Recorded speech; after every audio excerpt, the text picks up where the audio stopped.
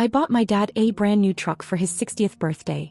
At dinner, he raised his glass and said, "To my idiot daughter trying to buy love with money." Everyone laughed. I just stood up, smiled, and left without a word. The next morning, his driveway was empty. And my phone exploded with 88 missed calls. I'm not the kind of person who expects a standing ovation for doing something nice, especially not when it comes to family. But when I surprised my dad with a brand new truck for his 60th birthday, a fully loaded Ram 1500 he'd been obsessing over for months, I didn't expect him to toast to my stupidity in front of 14 people. He looked right at me, glass raised, and said it like it was a joke he'd been dying to share. "To my idiot daughter trying to buy love with money." There was laughter. Real, loud, unfiltered laughter. Some people looked confused, maybe uncomfortable, but no one said a word to stop it. No one defended me. Erin giggled like she thought it was adorable. Lacey smirked. Even his friend Doug, who once told me I reminded him of his niece, the smart one in the family, didn't say anything. I just stood up, smiled like nothing happened, walked out through the kitchen and drove home in total silence. What nobody knew was that truck had cost me more than just money. I work in finance, but not the sexy kind.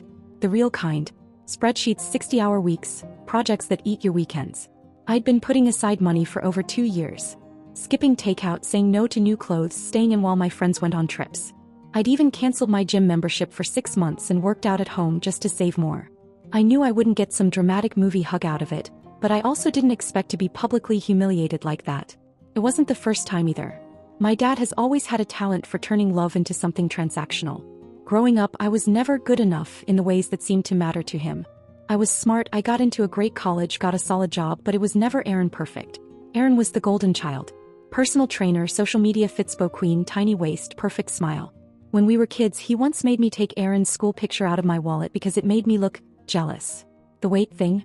It was always there in every comment, every birthday dinner where he ordered salad for me without asking. He said it was out of love. Lacey once told me he just worries about your health. Except he didn't worry, he judged. He measured. When I was 21, he told me no man would love me unless I got under 150. That number stuck with me for years like a curse. So when I saved up and bought that truck, the exact color, trim, even the silly seat cooling feature he raved about, I wasn't buying love. I was proving that I could give something to him that he never gave to me.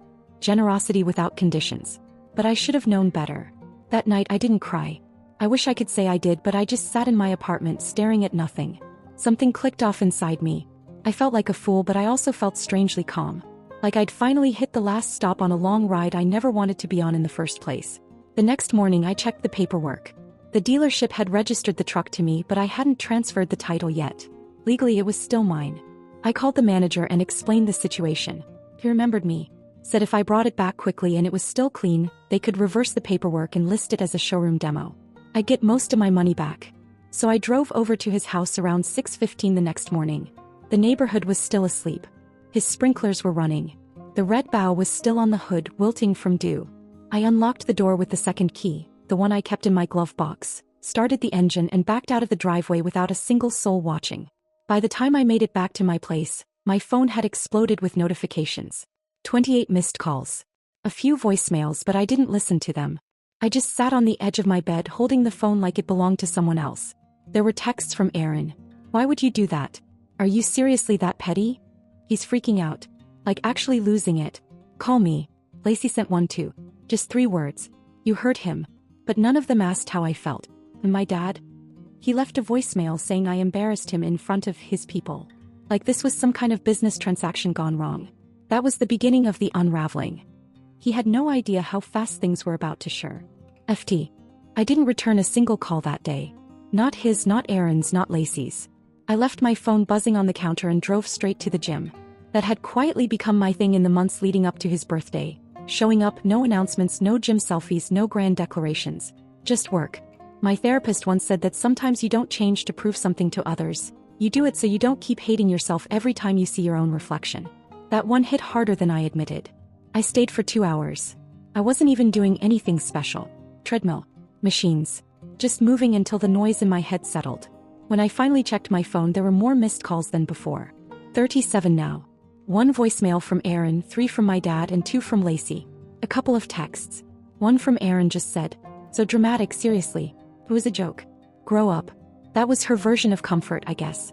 Another from Lacey. "You embarrassed him. Please call me." But none of them asked how I was. None of them said sorry. The one voicemail from my dad I did listen to was just him pacing around some point between angry and condescending. He said I was overreacting, that it was a harmless joke, and that people laughed because it was funny. Then he added something that stopped me cold. If you're gonna be this sensitive, maybe don't come around anymore. I stared at the wall for a full minute before deleting it. What he didn't know, what none of them knew, was that this wasn't about one toast. It wasn't about the truck either. It was about years of comments like that. Years of being told I was too sensitive, too heavy, too plain, too serious, too dramatic, not enough of this, too much of that. Every time I tried to get close, he found a way to make me feel like an obligation. Like my job was to either laugh at myself or stay quiet. He'd called me his big girl since I was 12. When I begged him to stop, he rolled his eyes. At 17, when I showed him my prom dress, he asked if I was sure I didn't want to try something more flattering.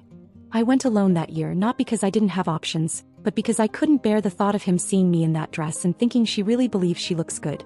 I sat with all of that in my apartment that night, eating cold leftovers in silence, realizing this was probably it. Not just a fight. A shift. Before and after. The next morning I opened Instagram. I shouldn't have, but I did. Erin had posted a photo of Dad standing beside the now empty driveway, mug in hand, looking pissed. Her caption read, "Still waiting for my truck," with a crying laugh emoji. People commented things like, "Oh, Miss Savage," and "Tell her to bring it back." Someone even wrote, "Hope she kept the receipt." I took a screenshot. Then I blocked her. Done. That's when I called my therapist. We'd started weekly sessions after last Christmas. The one where my dad told everyone at dinner that he hoped Erin would help me get it together this year. She'd laughed and said, "She's doing her best, Dad." He shrugged. I excused myself to the bathroom and sat on the tub for 20 minutes trying not to throw up. This time I told her everything. The toast. The voicemail. The Instagram post. He asked me what I wanted. I told her I wanted to disappear from that version of my life. She said, "Then do it." I thought about it for the rest of the day. Then that night I drafted an email. Not to my dad, I knew what he'd do with it. Twist it, mock it, share it with someone. I sent it to Lacey. It wasn't cruel. It was clear. I told her I appreciated that she'd been civil over the years, but I was no longer willing to stay in a family that treated me like I was the entertainment. I told her I wasn't going to pretend anymore. That I wasn't going to show up for holidays or birthdays or sit quietly when someone publicly insulted me. I said I was done giving gifts, doing favors, or helping financially. And that I was going to take some real space, not to make a point but because I needed to survive this with my self-worth intact. Her response came that same night. "I understand. And I'm sorry." That was it. But I believed her. It was more than I'd ever gotten from my own blood. What I didn't expect was my mom's reaction. She lives in Oregon now, teaches business ethics at a small college. We talk here and there, but she and my dad split when I was 12 and she doesn't get involved much. I called her a few days later, thinking maybe she'd say something neutral, maybe even try to keep the peace. Instead, she said something that stopped me cold. "Good. I was wondering when you'd finally cut him off." That's when I knew for sure I wasn't Kraz. Why? After I hung up with my mom, I just sat there in my kitchen holding my coffee like it was some kind of anchor. I'd called her expecting, I don't know, maybe one of those gentle guilt trips moms are known for. Something like "He's still your dad" or "Don't be hasty." But all she said was good. No hesitation, no confusion. Just relief. She told me she'd been watching from a distance for years. That's how she put it. Watching. She said she knew if she said anything too soon I'd defend him, maybe even cut her off instead. That stung a little, but she was right. There were times when I convinced myself I was overreacting. I'd replay the things he said and tell myself he didn't mean it like that, that I was just being sensitive. She said she left him because she didn't want Erin and me growing up thinking his version of love was normal. Erin was too young to notice. I wasn't. I asked her why she let him take the lead after the divorce, why he got the house and the school pickups and the Sunday mornings.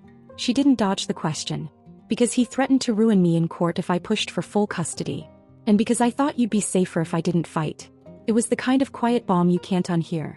I think I'd spent my whole adult life chasing approval from a man who only ever saw me as a reflection of his own insecurities. Erin fit the image he liked. Perfect, polished, pretty, thin. Me. I was always a little too much of everything and not enough of anything he valued. And when he couldn't fix that, he turned it into a joke. For years. After that call, I started seeing things for what they were. I didn't check my phone as much. I stopped expecting an apology. But the voicemails kept coming. Some guilt-trippy, him sighing, saying he missed me, asking if I was done being emotional. Others were just angry. You don't take back a gift because of a joke, Rebecca. That's not how adults behave. Then he sent a text that said, "You'll regret this one day." That was the last thing he sent before silence. I took it as a gift. I focused on work, on the gym, on myself. I stopped using food as comfort. I stopped following Aaron on any account I hadn't already blocked. I put on real music again while I cooked. I let myself enjoy things without guilt. The weirdest part was how light I felt. Not just physically, though yeah, I was down 18 pounds by then, but mentally, emotionally. I hadn't realized how much energy I'd been spending just trying to survive being his daughter. The anxiety around family dinners. The pressure to show up, be the good sport, laugh at the insults, smile through the comparisons. All of it just gone. Then one afternoon I came home from the gym to find an email waiting in my inbox. The subject line was exactly what I expected. "Let's talk." It was short. Like he was writing to a coworker about a missed meeting. "Rebecca, you've made your point. I'd like to sit down and talk this through like adults. This behavior has gone on long enough. Let me know when you're free. Dad." No apology. No self-awareness. Just a man who couldn't believe I'd actually walked away. I didn't respond. I didn't even delete it. I just printed it, folded it twice and slid it into the back of my journal. Right next to the copy of the truck receipt. The next week, Lacey texted me a photo of a grocery receipt. Nothing else. Just a list of items, the total, and a note at the bottom that said, "Declined." 2 hours later, another text. "He tried using your old card. I think you need to cancel it." That's when I realized something. He wasn't trying to fix anything. He was trying to make me come back out of convenience. But I wasn't his safety net anymore. And I was just getting root. I canceled the old card that same night, sitting on my couch with my laptop glowing in the dark. It was one of those backup cards I'd given him years ago, for emergencies only. I hadn't thought about it in forever. I guess a part of me hoped he'd forgotten it existed. Turns out the only thing he forgot was that I wasn't his personal safety net anymore. The transaction Lacey sent me, a grocery run $182.43 declined, wasn't an accident. He tried twice more that day, same total. Like he thought it was just a glitch. Like I'd eventually fix it for him. That was the part that got me, the assumption. The confidence that no matter what he said or did, I'd still clean up after him. But I didn't. I logged in, canceled the card, closed the account and deleted every trace of it from my name. That should have been the end of it.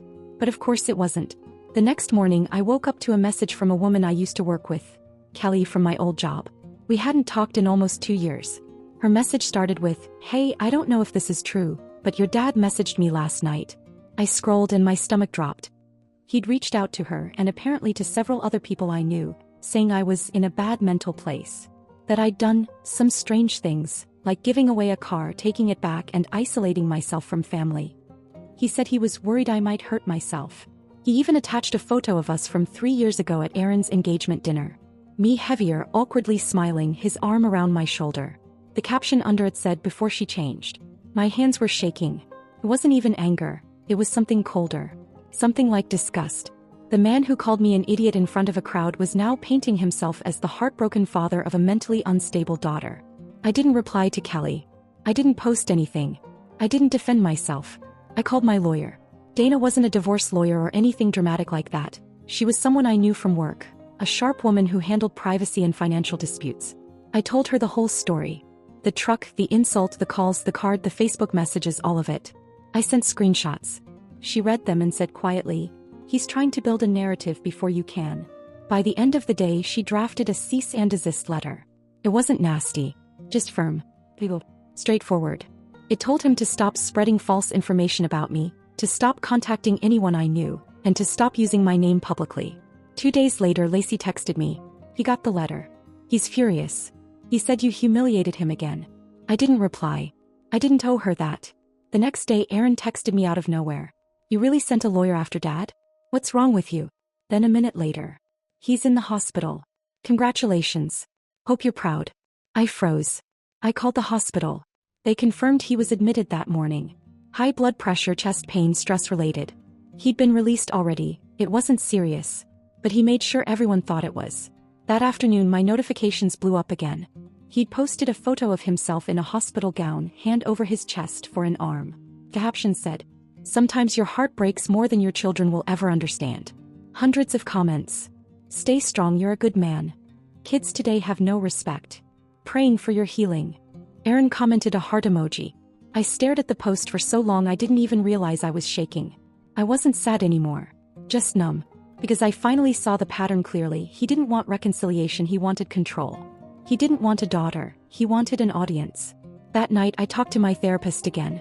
I showed her the post. She scrolled in silence, then said something I'll never forget. "You can't win a game you didn't agree to play." That was when I made a decision I didn't tell anyone about. I listed my apartment for rent. I started working remotely full-time. I sold my car, booked a one-way ticket to Arizona, where my mom had just bought a small house with a guest room. She'd offered before half-jokingly. This time I accepted. Before I left, I did one last thing. I sent my dad a message. Just one line. "Please don't contact me again. If you need to reach me, go through my lawyer." No anger. No emotion. Just the truth. An hour later he responded with 3 words. "You'll regret this."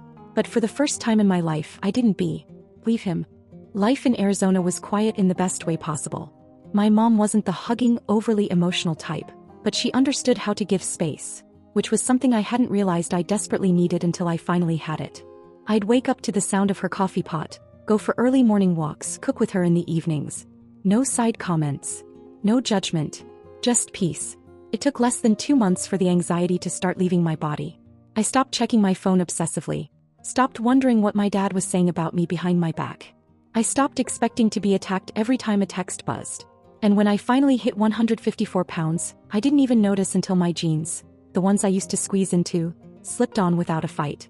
That same week, a box showed up at my mom's front door. No return address. No note on top. Inside was a framed photo of my dad and me from my college graduation. I was 22, he was 50, and we both looked like we were trying to pretend we were close. On the back of the frame there was handwriting. "You'll always be my daughter whether you like it or not." No signature. But I didn't need one. I stared at it for a while. Not out of sentimentality, I just kept thinking he really thinks this is what love is. He thought sending me a photo like that somehow erased everything that came before, would change something. Like I'd feel a sudden rush of guilt and fly home. I wrapped the frame in an old towel, tossed it in a box in the garage and locked it away. A few days later I got the text I'd been waiting for. "He's not doing well. He's barely sleeping. Keeps asking about you. He's still hurting from all of this." Then like clockwork, the real point. "He's behind on the house. Can you at least help with that? He's still your dad." That was from Aaron. I stared at those messages, feeling nothing. Absolutely nothing. I didn't even get angry. I just waited a full day and then replied with 6 words. "If he wants to talk, fine." I didn't hear back. Not right away. But 2 weeks later I was flying to LA for a work event. I didn't tell anyone I was going. Didn't post about it. Just packed a suitcase and booked a hotel near the venue. I wasn't there more than a few hours before I saw him. He was waiting outside the hotel lobby, arms crossed, sunglasses on, like he was playing the role of worried father. I had to laugh. He looked older. Tired. Still trying to hold on to some version of dignity he hadn't earned in years. I walked past him without slowing down and he followed. He didn't yell. Didn't cause a scene. Just walked beside me for a few blocks before finally asking if we could talk. I stopped. He started with the usual, how things had gotten out of hand, how he didn't expect it all to go so far. That he missed me, that he was worried. Said he'd been in and out of urgent care, mostly stress-related. Said Aaron was just trying to protect him. I let him talk. I didn't say a word. Then I asked the one question I'd been holding in for months. "Why did you humiliate me like that in front of everyone when I gave you the truck?" He shrugged. Said something about it being a bad joke. That he didn't think I'd take it that way. That I'd always been a little sensitive. That I should have known it wasn't serious. That's when I realized he still didn't get it. He didn't regret it. He regretted the fallout. He regretted losing the perks. I told him I wasn't sensitive. I was exhausted. I was done being the one who always bent to keep the peace. I told him I hated him for the way he treated me growing up. That he was the reason I didn't look in mirrors for 5 years. That he was the reason I didn't believe I deserved anything better than silence. He opened his mouth to speak and I cut him off. I told him I'd worked hard to rebuild my self-esteem from the ground up.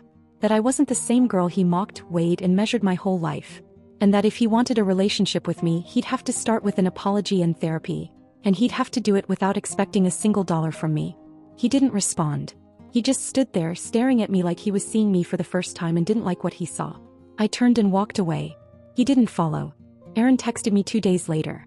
"What did you say to him?" "He's furious." I didn't reply. That was the last real conversation I ever had with my father. Now he only reaches out when he needs something. Always money. Always with a guilt trip first. I tell him the same thing every time. Put it in writing. With terms. He never does. So he gets nothing. It's been a year now. 12 months since I walked away from the man who made me believe I was never enough. Since I looked him in the eye and said the words I never thought I'd say out loud. I hate you. Not out of rage. Out of truth. He still hasn't apologized. Not really. He sent a few vague texts here and there. Things like hope you're doing okay and family's family no matter what. But never I'm sorry. Never I was wrong. He doesn't even know where I live now. After a few months in Arizona with my mom, I found my own place just outside of Sedona. It's small. Simple. I work remotely full-time now and started leading financial wellness workshops at a local community center on weekends. I like it. People listen. No one makes me the joke. Physically, I'm in the best shape of my life. 154 pounds, not because I was chasing some perfect number, but because I finally stopped punishing myself for not being someone else. I don't diet anymore. I don't weigh myself every day. I move, I eat, I rest. I live. Mentally, I've had harder work to do. Therapy helped, but it wasn't magic. Some days I still hear his voice in my head. The little jabs disguised as jokes, the sighs, the silences. But they fade faster now. They don't stick the way they used to. Aaron stopped texting about 6 months ago. Last message was a screenshot of a GoFundMe my dad started. The description said he was recovering from a traumatic family estrangement and struggling to keep his home. He didn't name me, but it was obvious. She added, "Can you help? Just a little?" I didn't answer. Neither did the rest of the world, apparently. The fundraiser sat at $85 for weeks before it quietly disappeared. I think part of him still believes I'll come back. That eventually I'll get tired of holding a grudge. But what he doesn't understand is that this isn't a grudge. It's freedom. My mom asked me recently if I'd ever forgive him. I told her I already have, just not in the way people expect. I've forgiven him enough to stop wishing he was someone else. Enough to stop needing anything from him. Enough to move on. The only thing I regret is how long it took me to see it. How long I spent waiting for approval that was never going to come. But I'm not waiting anymore. If he calls, I let it go to voicemail. If he texts, I forward it to my lawyer. And if he ever shows up at my door, well, I won't open it. Because the truth is, I don't need revenge. I don't need closure. And I don't need a father who only wants me when it benefits him. I have peace now. And he has silence.